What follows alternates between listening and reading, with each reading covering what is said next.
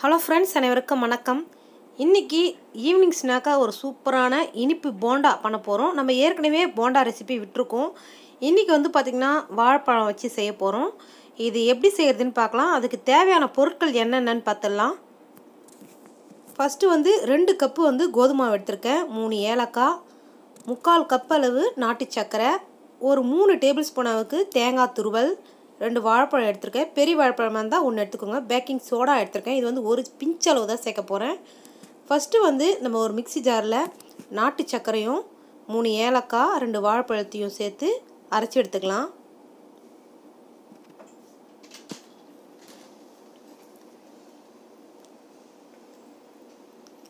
நீங்கள் நாட்டு சர்க்கரைக்கு பதில் வெல்லமும் சேர்த்துக்கலாம்.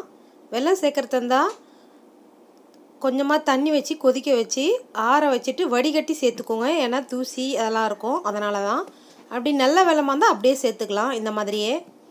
அப்படி இல்லைன்னா சர்க்கரையும் நீங்கள் சேர்த்துக்கலாம். இப்போ அரைச்ச விழுதை நம்ம கோதுமை கூட மிக்ஸ் பண்ண போகிறோம். கோதுமை மாவு 2 கப் எடுத்துருக்கோம் இல்லைங்களா, அதில் பவுலில் சேர்த்தாச்சு. அடுத்ததாக தேங்காய் துருவலும் சேர்த்தாச்சு. அடுத்ததாக ஒரு பிஞ்சளவு பேக்கிங் சோடா, ஒரு பிஞ்சளவு உப்பும் சேர்த்துக்கலாம். ரொம்ப சேர்த்துறாதீங்க பேக்கிங் சோடா, ஒரு பிஞ்சளவு தான். நான் எவ்வளோ சேர்க்குறேன்னு பாருங்கள். இப்போ ஒரு பிஞ்சளவு உப்பும் சேர்த்துருக்கேன். இதை நல்லா ஒரு தடவை நல்லா மிக்ஸ் பண்ணி விட்டுக்கலாம். அடுத்ததாக அரைச்ச விழுதை சேர்த்துக்கலாம்.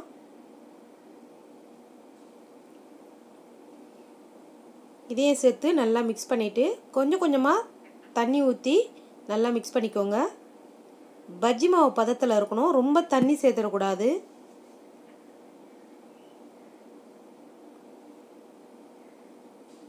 இப்போ நம்ம எப்படி வடை சுடுவோம், உளுத்த வடை, அந்த மாதிரி தான் இதுவும். ஒரு பக்கம் எண்ணெய் காய வச்சுருக்கேன் மீடியம் ஃப்ளேமில். இப்போ ஒரு விஸ்க் வச்சு நல்லா கலந்து விட்டுக்கலாம். எந்த விதம் கட்டியே இல்லாமல் கலந்து விட்டுக்கலாம்.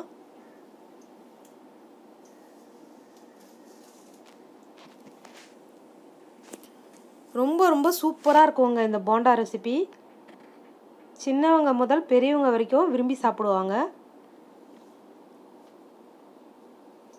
அவ்வளோதான் ஃப்ரெண்ட்ஸ், இந்த மாதிரி நல்லா திக்கான பதத்துக்கு இருக்கணும்.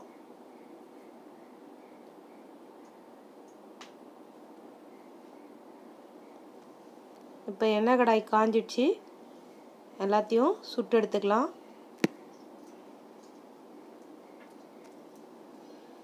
எல்லாத்தையும் ஒரே நேரத்தில் போட்டுறாதீங்க. ஒரு 5 இல்லைன்னா 6 சுட்டு எடுத்துக்கோங்க. நிறைய எண்ணெய் இருந்ததுன்னா ஒரே தடவையாக போட்டு எடுத்துடலாம். இப்போ திருப்பி போட்டுடுறேன்.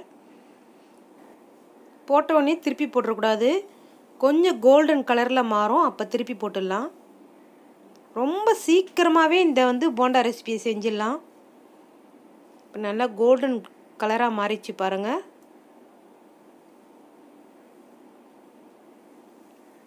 அவ்வளோதான் ஃப்ரெண்ட்ஸ், மீதி இருக்கிற மாவுலையும் சுட்டு எடுத்துடலாம்.